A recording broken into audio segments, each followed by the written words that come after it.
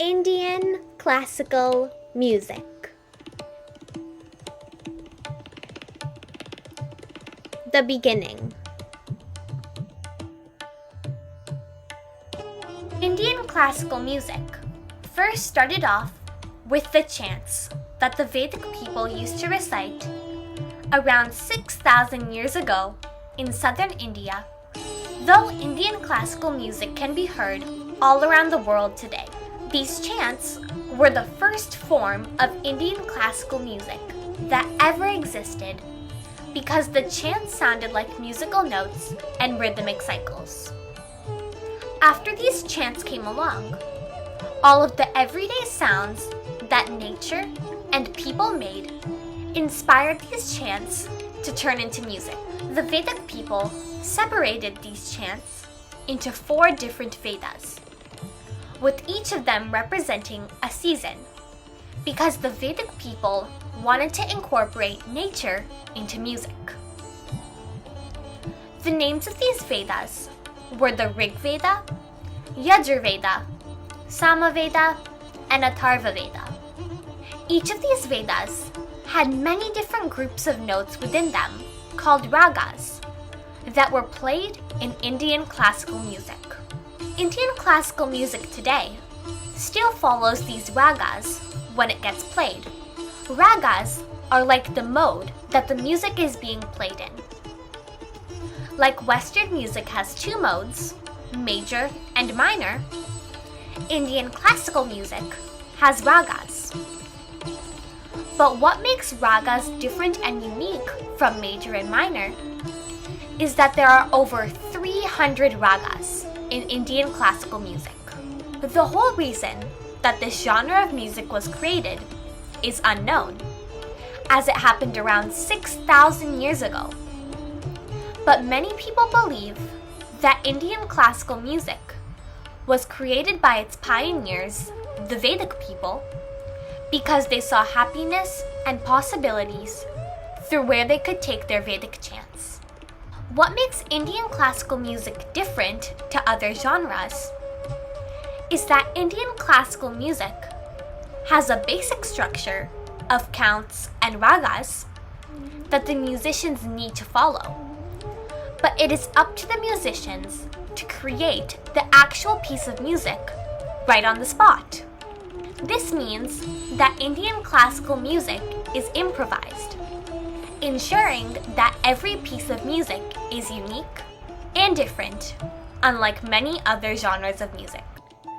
Indian classical music was one of the first genres of music in India, which means that there were not many genres to base the music off of, making Indian classical music not be based off of any other official genre of music, but more so the Vedic chants, because those were the true first form of Indian classical music, as the music was inspired off of them. This makes the Vedic chants the very first songs of Indian classical music. The instruments.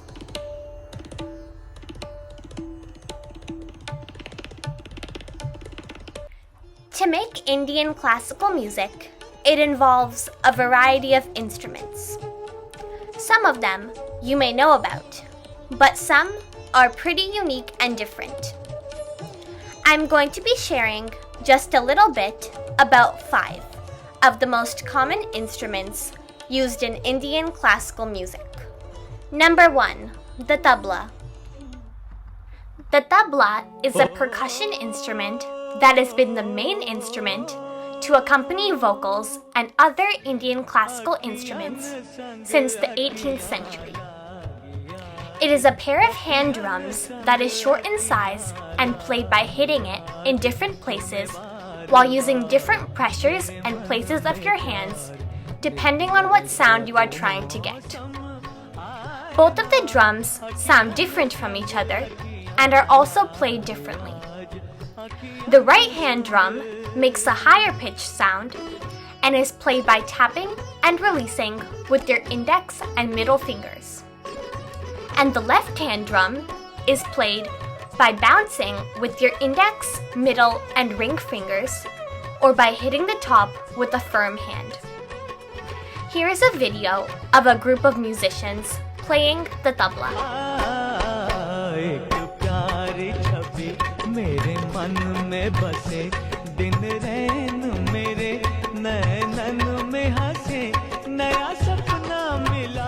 कोई अपना मिला फिर ऐसे क्यों मेरा मन गाए ना अखियां संग अखियां लागे आज. Number 2, the dholak.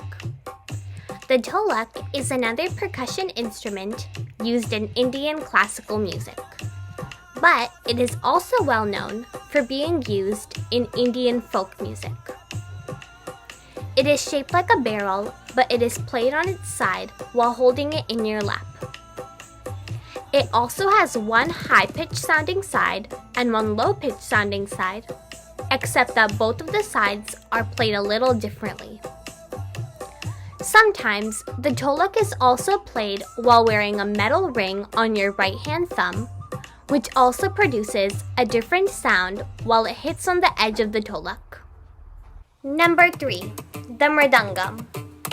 The mridangam is another percussion instrument that is barrel-shaped and has one high-pitched and one low-pitched sounding side. It is also played in your lap like a dholak. The dholak and mridangam also look very similar, but the difference between the two instruments is that the dholak is more modern and it is used to play classical music in northern India, but the mridangam is believed to be more ancient and connected with the Hindu gods, as believed in Hindu mythology. Number 4, the sitar. The sitar is a string instrument that is mostly popular in northern India. It usually measures about 1.2 meters in length. At the bottom, it has a deep and hollow bowl shape, which is connected to a long neck that has tuning pegs and many movable frets. Musicians hold the sitar at a 45-degree angle in their laps while they are seated. They pluck the strings and hold them down in different places to create different sounds similar to a guitar. Here is a video of a musician playing the sitar.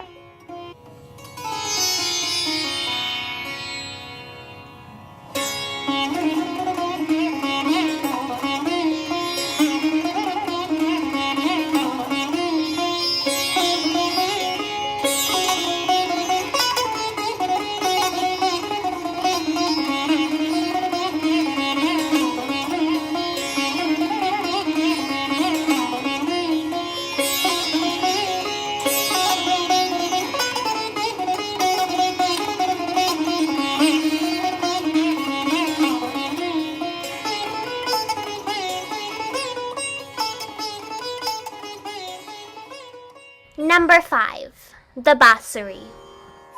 The bansuri is the Indian version of a flute, which is made out of bamboo and has 7 holes that get covered by your fingers as you blow through the top hole. The length of the flute is usually 2.5 feet to under 3 feet, depending on the thickness and length of the bamboo. It does also come in smaller sizes, which make higher sounds. The bansuri is played horizontally and is slightly pointed towards the ground when being played. The message, purpose, and sound.